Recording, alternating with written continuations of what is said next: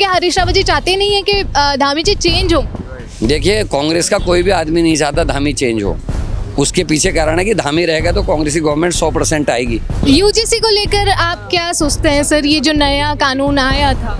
देखिए, यूजीसी एक जल्दबाजी में लिया गया फैसला था और ये होना निश्चित था। उन्होंने जल्दी और सही समय पर करा। इसमें संशोधन होकर आए ताकि किसी भी छात्र के साथ कोई भेदभाव ना हो। आप किसी दूसरी कम्युनिटी को डाउन करके दूसरी कम्युनिटी को परेशान करने की कानून उसमें डालेंगे तो निश्चित ही वो आपस में भाई से भाई को लड़ाने वाली बात होगी। जो SC ST OBC के लिए जो ये प्रावधान लेकर आया था, मानते हैं कि ये गलत? जो यूजीसी का जो लोग विरोध कर रहे हैं, मैं उन्हें कोई परिपक्वता उनके अंदर मैं मानता नहीं हूँ। अभी आपके पार्टी के प्रणय प्रताप जी और करण महाराज जी ने भी यही बात बोली है कि हम इसका विरोध करते हैं, ये कानून ठीक नहीं था और इसको जल्दबाजी में ये फैसला लिया। सबकी समस्याओं के आधार पर बहुत सालों से बाकायदा इस पर चर्चा होने के बाद बना है। ये पोस्ट धामी जी के फेसबुक पे अपलोड हुआ लेकिन हरीश रावत जी के पेज पे अपलोड नहीं। देखिए, धामी जी, हरीश रावत जी तो शिष्टाचारवश मिले, लेकिन धामी जी उसका पॉलिटिकल बेनिफिट लेने की कोशिश कर रहे हैं, तो वो करें। हरीश रावत और कांग्रेस के लोगों की आज भी बीजेपी को जरूरत है अपने आप को स्ट्रॉन्ग दिखाने के लिए। जो एक्टिविटीज आप कर रहे हैं तो इसको आगे आने वाले इलेक्शन से जोड़ के देखा जा सकता है कि आप तैयारी कर रहे हैं और अपनी टीम बना रहे हैं। पार्टी अगर विश्वास जताएगी तो निश्चित रूप से चुनाव लड़ेंगे। प्रणय प्रताप जी और सचिन गुप्ता जी दोनों के ही खास माने जाते हैं, आप दोनों के साथ दिखते हैं, तो क्या लगता है इस बार के किसे मौका मिलना चाहिए? जो प्रयास करेगा, जिसकी जनता में पुकार होगी, उसे पार्टी हाईकमान टिकट देगा। आपको जनता के बीच रहते हैं, आपको तो पता होगा ना किसकी पुकार है इस बार ज्यादा। तो क्या नाम, टाइम आने दो, सर्वे जब शुरू होगा फिर मैं आपको बताऊंगा, आपकी राय भी लूंगा।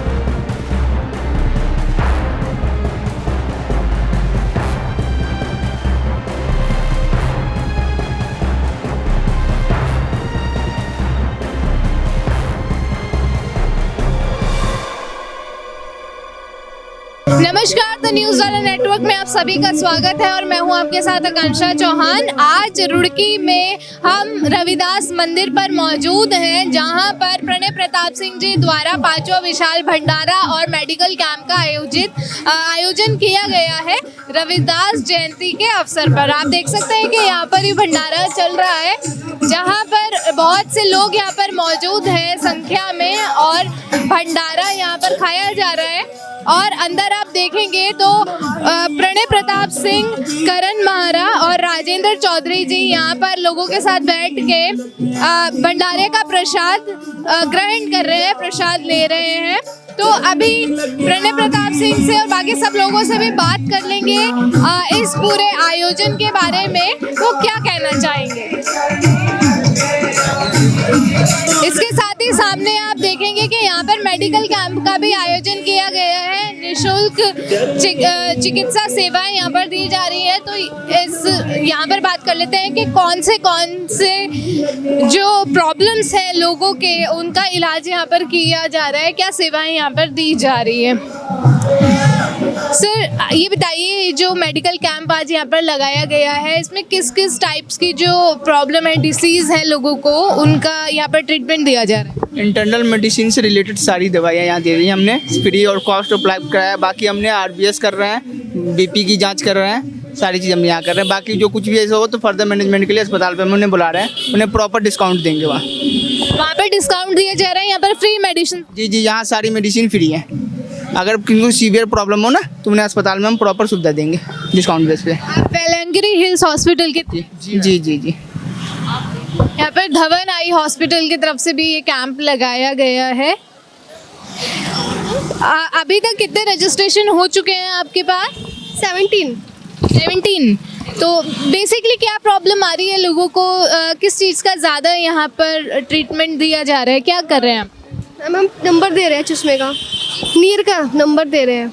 अच्छा, चश्मे, फ्री चश्मे आप यहाँ पर दे रहे हैं या सिर्फ आई का चेकअप किया जा रहा है? चेकअप किया जा रहा है बस।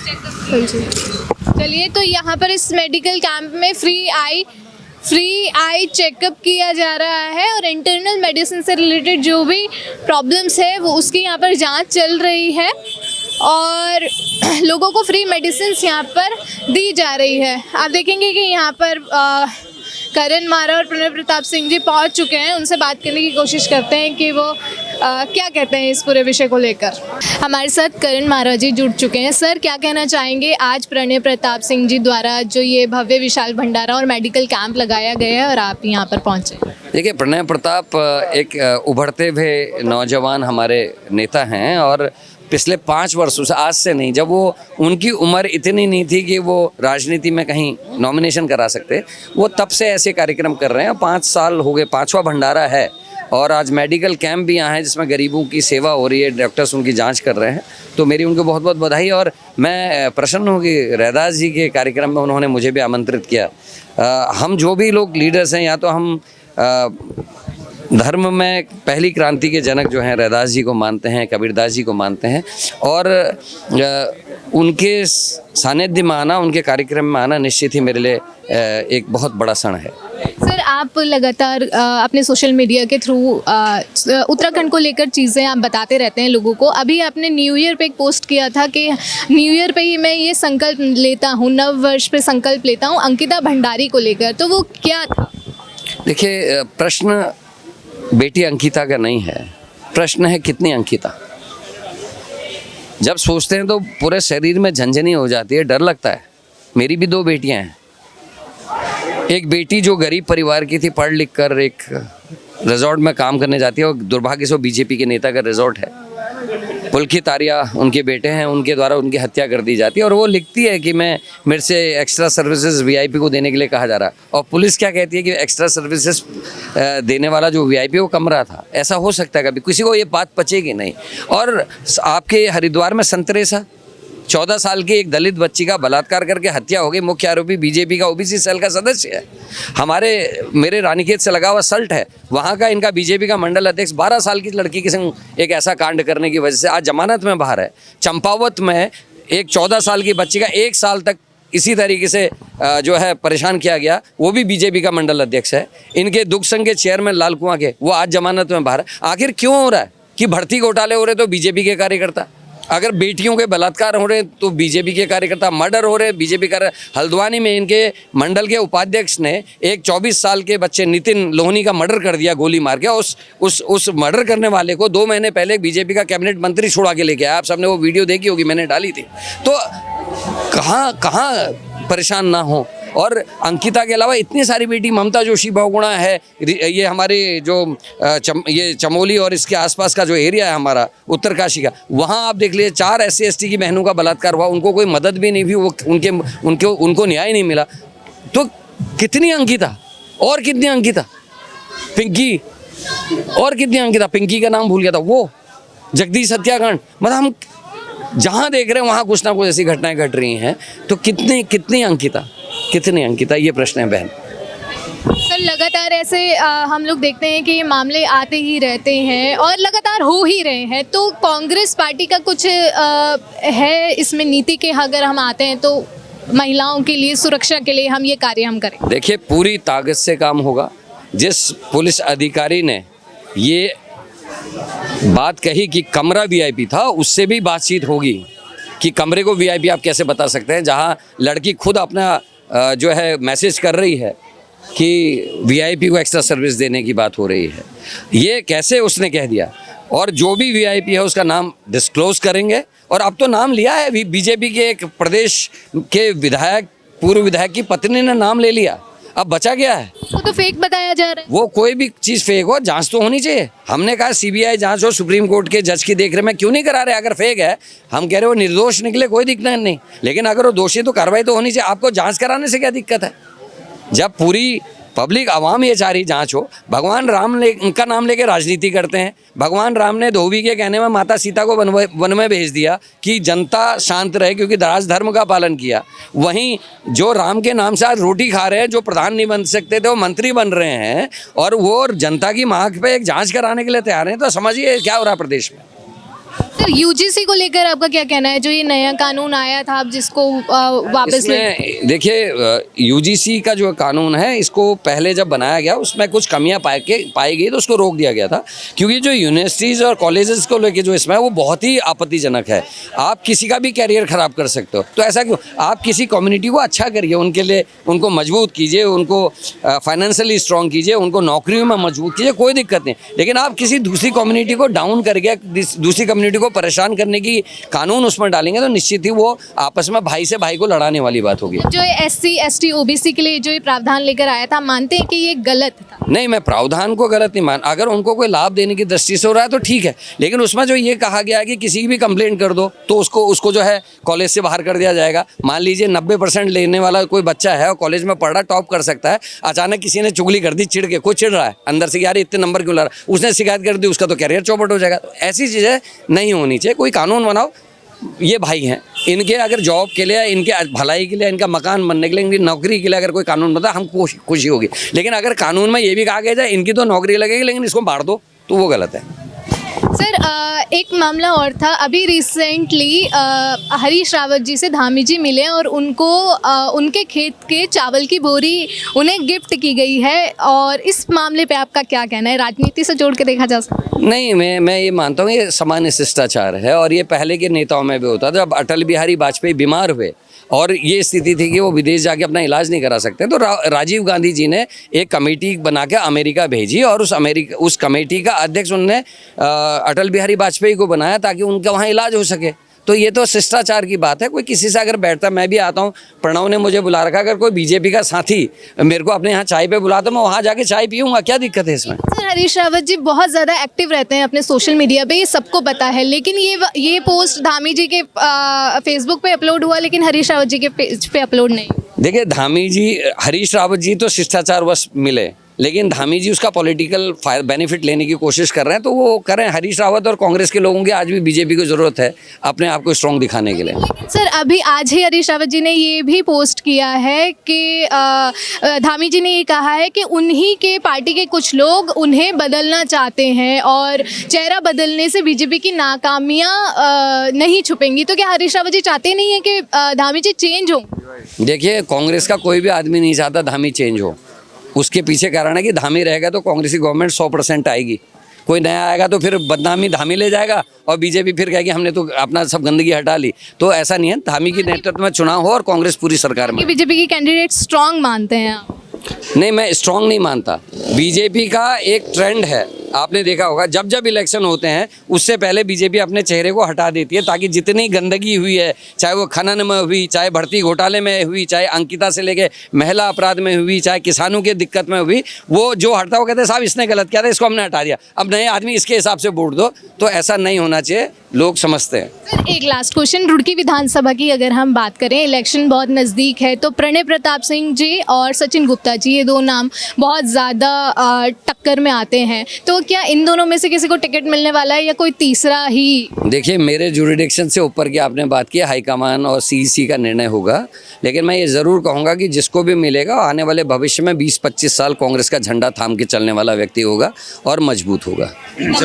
सर क्या कहना चाहेंगे, आज ये विशाल भंडारे का आयोजन आपने रविदास जयंती के अवसर पर किया है? देखिए मैं हर वर्ष इसको करता हूँ, इसी वर्ष नहीं, ये 5वां है और मेरी प्रयास ऐसा रहेगा कि संत शिरोमणि रविदास जी की जयंती पर ये कार्यक्रम निरंतर चले, जब तक हम हैं तब तक ये कार्यक्रम चले, लोगों को लाभ हो। और ये कैंप भी इस साल हमने शुरू करा है, तो कोशिश ये रहेगी हर साल ये कैंप भी रहे, जिससे निःशुल्क कैंप रहता है, जिससे लोगों की जो स्वास्थ्य समस्याएं हैं वो दूर हो। और मैं सभी से आग्रह करूंगा ऐसे आयोजन में सभी प्रतिभाग करें और लोगों तक ये बात पहुंचाएं ताकि जो मजबूर या ज़रूरतमंद लोग हैं उन तक ये सुविधा का लाभ जा सके। ये जो एक्टिविटीज़ आप कर रहे हैं, तो इसको आगे आने वाले इलेक्शन से जोड़ के देखा जा सकता है कि आप तैयारी कर रहे हैं और अपनी टीम बना रहे हैं? देखिए मैं आज से नहीं हूँ, ये आप लोग भी मुझे देखते रहते हैं, मैं पिछले 6-7 साल से निरंतर फील्ड में ही हूँ और फील्ड में ही रहता हूँ। पार्टी अगर विश्वास जताएगी तो निश्चित रूप से चुनाव लड़ेंगे। यूजीसी को लेकर आप क्या सोचते हैं सर, ये जो नया कानून आया था? देखिए यूजीसी एक जल्दबाजी में लिया गया फैसला था, जो सुप्रीम कोर्ट के उसमें इंटरवेंशन के बाद उसको रोक दिया गया। मैं मानता हूँ ये स्वागत योग्य काम जो है सुप्रीम कोर्ट ने करा है। और ये भेदभाव वाला कानून आ गया था जिससे एकता जो है छात्रों की टूट जाती है। जोड़ने का काम करना चाहिए, तोड़ने का नहीं। तो ये सरकार जो नारा देती है उल्टा सीधा कि कटोगे बटोगे, यही काट रहे हैं और यही बांट रहे हैं। तो मैं मानता हूँ कि यूजीसी जैसे काले कानून को रोल बैक किया, मैं धन्यवाद देता हूँ सुप्रीम कोर्ट का। और ये होना निश्चित था, उन्होंने जल्दी और सही समय पर करा। इसमें संशोधन होकर आए ताकि किसी भी छात्र के साथ कोई भेदभाव ना हो। इसमें गलत क्या था, मैं ये जानना चाहूँ। देखिए, इसमें ना अपील की सुविधा नहीं थी कि यदि कोई गलत अपील करे या ब्लैकमेल के पर्पज से करे तो उसमें कोई अपील नहीं कर सकता, तो ये गलत था। सर, क्या कहना चाहेंगे आज जो ये आयोजन प्रणय प्रताप सिंह जी द्वारा किया गया? ये बहुत ही अच्छा आयोजन उन्होंने किया। स्वास्थ्य कैंप लगाया, लोगों को स्वास्थ्य का लाभ मिलेगा। उन्होंने दवाइयों की भी व्यवस्था की है, भोजन का भी किया। और संत रविदास जी की जयंती के अवसर पर इससे शानदार कार्यक्रम हो नहीं सकता। आगे आने वाले टाइम में इलेक्शन आने वाले हैं, उसमें मतलब क्योंकि आप प्रणय प्रताप जी और सचिन गुप्ता जी दोनों के ही खास माने जाते हैं, आप दोनों के साथ दिखते हैं, तो क्या लगता है इस बार के किसे मौका मिलना चाहिए? रुड़की का प्रत्येक कांग्रेसी मेरा खास है। मैं किसी व्यक्ति विशेष का नहीं हूँ, मैं तो पार्टी का आदमी हूँ। और जो प्रयास करेगा, जिसकी जनता में पुकार होगी, उसे पार्टी हाईकमान टिकट देगा। आप तो जनता के बीच रहते हैं, आपको तो पता होगा ना किसकी पुकार है इस बार ज़्यादा। भी तो क्या नाम, टाइम आने दो, सर्वे जब शुरू होगा फिर मैं आपको बताऊंगा, आपकी राय भी लूँगा। तब बताएंगे जब टाइम आएगा। अच्छा, यूजीसी को लेकर आप क्या सोचते हैं? देखो, यूजीसी में मेरा कंसेप्ट अलग है। मेरा कहना यह है कि जो लोग यूजीसी का विरोध कर रहे हैं उन्हें एक बार ये सोचना चाहिए कि जब EWS इकोनॉमिकल वीकर सेक्शन का समावेश हुआ तो एक भी OBC, SC, ST किसी ने विरोध नहीं किया। और फिर एक चीज़ है, अगर वुमेन एट्रोसिटी बिल बनता है, महिला उत्पीड़न के लिए बिल बनता है, तो वो महिलाओं को सुरक्षा देने के लिए बनता है। उसमें पुरुष की सुरक्षा की बात नहीं है, इसलिए पुरुष को उससे डरना नहीं चाहिए। अगर मैं अपनी पत्नी के प्रति कोई अपराध नहीं करता हूँ तो मुझे महिला सुरक्षा बिल से क्या दिक्कत है? इसलिए जो यूजीसी का जो लोग विरोध कर रहे हैं, मैं उन्हें कोई परिपक्वता उनके अंदर मैं मानता नहीं हूँ। अभी आपके पार्टी के प्रणय प्रताप जी और करण महाराज जी ने भी यही बात बोली है कि हम इसका विरोध करते हैं, ये कानून ठीक नहीं था और इसको जल्दबाजी में ये फैसला लिया। ऐसा नहीं है, कानून जो है वो यूनिवर्सिटीज़ में जो छात्र पढ़ते हैं, स्कूल कॉलेजों में पढ़ते हैं, सबकी समस्याओं के आधार पर बहुत सालों से बाकायदा इस पर चर्चा होने के बाद बना है। धन्यवाद। तो जैसा कि आपने देखा कि आज रुड़की रविदास मंदिर पे प्रणय प्रताप सिंह जी द्वारा ये रविदास जयंती के अवसर पर ये विशाल भंडारा और मेडिकल कैंप का आयोजन किया गया, जिसमें करण महाराज जी और राजेंद्र चौधरी जी भी पहुंचे। और सबकी अपनी अलग अलग राय है, चाहे वो अंकिता भंडारी केस को लेकर हो, चाहे यूजीसी को लेकर हो या भाजपा की रणनीतियों को लेकर हो। लेकिन करण महाराज और प्रणय प्रताप सिंह जी ने बोला कि यूजीसी जल्दबाजी में लिया गया कानून है और इसको रोल बैक होना ही था।